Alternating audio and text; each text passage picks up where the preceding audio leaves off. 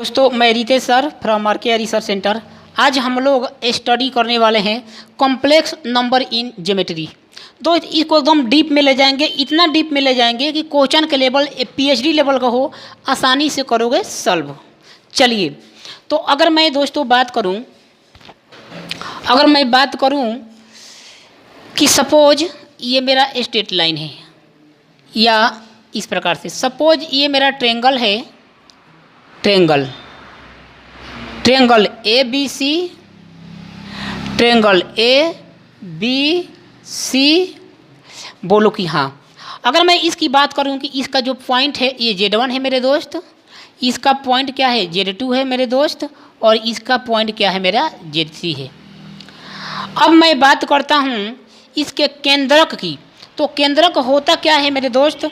केंद्रक होता है कि त्रिभुज की माध्यिका की लंबाई जहाँ काटेगी, इसकी माध्यिका ये, इसकी माध्यिका ये, इसकी माध्यिका ये।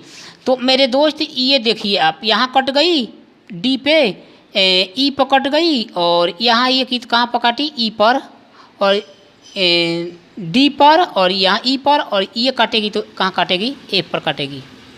तो आप मुझे एक बात बताओ मेरे दोस्तों कि क्या माध्यिका केंद्रक जी को 2:1 में नहीं बांटेगी? तो आप बोलोगे सर बिल्कुल बांटेगी, बिल्कुल बांटेगी। तो अब एक और मुझे बात बताओ कि क्या ये 2:1 नहीं बटेगा? ये 2:1 नहीं बटेगा, बिल्कुल बटेगा। अब मैं सेंट्रोइड की मैं बात करता हूँ, उस सेंट्रोइड जी का मान होने वाला क्या है? तो आप बोलोगे sir Z1 plus Z2 plus Z3 और बटे 3। ये सेंट्रोइड क्या है मेरे दोस्त? जो पूरा वेट है ना, जो पूरा वेट होता है उस पर क्या होता है? सबमिट होता है, उस पर सेंट्रेड होता है, वही होता है सेंट्रोइड। अब मैं सेंट्रोइड के केस में एक और बात करता हूँ कि Z1, अगर मैं इस प्रकार से थोड़ा सा इसको आगे बढ़ाता हूँ तो 3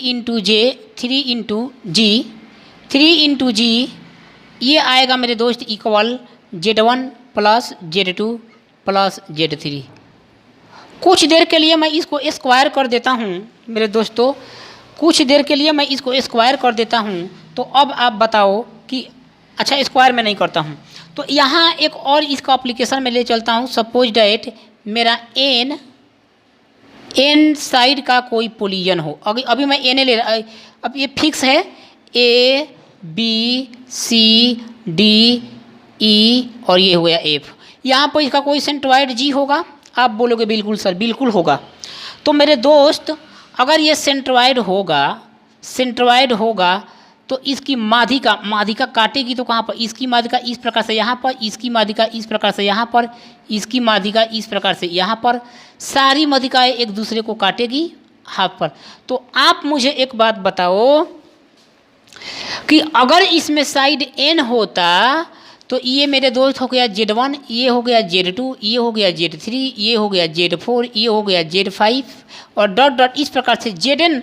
अगर N साइड होगा इस पॉलीगन में, अगर N साइड होगा तो कॉन्सेप्ट मेरा बनता है मेरे दोस्त कि Z1 square plus Z2 square plus Z3 square plus Z4 square plus Z5 square dot dot dot Zn square, ये हमेशा इक्वल आएगा मेरे दोस्त n इंटू Z0 का स्क्वायर। और आप बताओ मेरे भैया कि यहाँ पर Z0 क्या है? तो Z0 है मेरे दोस्तों, Z0 है वे सेंट्रोइड है। इस कॉम्प्लेक्स नंबर का क्या है मेरे दोस्त? सेंट्रोइड है। तो ये एक बहुत बढ़िया कॉन्सेप्ट आता है।